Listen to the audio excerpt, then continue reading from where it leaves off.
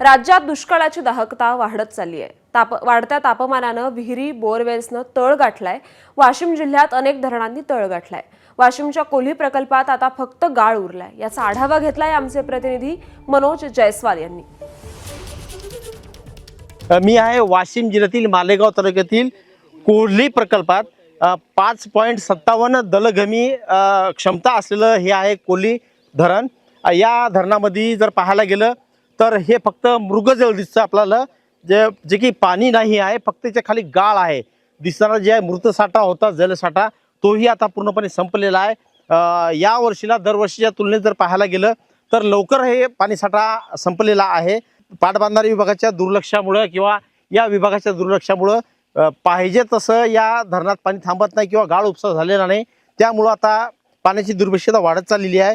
माझ्यासोबत काही शेतकरी आहेत। दादा, मला सांगा नेमकं काय अडचण येते तिकडं? विषय असा आहे की सर, दरवर्षी कसं आहे, मे महिन्यात धरण आटते, पण यावेळेस जरा लवकरच आटत आहे। त्याचं कारण असं आहे की जे पाटबंधारे विभाग आहे, हे जे कॅनवल आहे, या कॅनवलचे जे नियोजन असते ते नियोजन निरा भोंगळा कारभार आहे।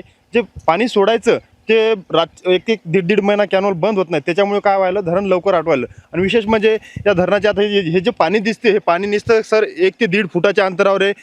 सर्व नुसतं आता हे 4 ते 5 दिवसात पूर्ण कोरडं होईल। फक्त एक आपल्या माध्यमातून आपल्यास एक विनंती आहे की हे जे खोलीकरण जसं पाहिजे तसं खोलीकरण होऊन नाही राहिलं। हे दिसतंय नुसता गाळ आहे आणि इथं पाटबंधारे विभागाचं पूर्णपणे दुर्लक्ष आहे धरणावर। गाळ उपसा व्यवस्थित होत नाही, त्यामुळं मोठ्या प्रमाणात इथं जिल्ह्यामध्ये पाहायला गेलं तर पाण्याचं दुर्भिक्ष आपल्याला पाहायला मिळत आहे। धरण प्रकल्प कोरडे होताना दिसत, त्याचा फटका शेतकऱ्यांना असेल, नागरिकांना असेल, पशु प्राण्यांना असेल, हे पाहायला दिसतंय। मनोज जयस्वाल, एबीपी माझा, कोल्ही धरण, वाशिम। एबीपी माझा, उघडा डोळे बघा नीट।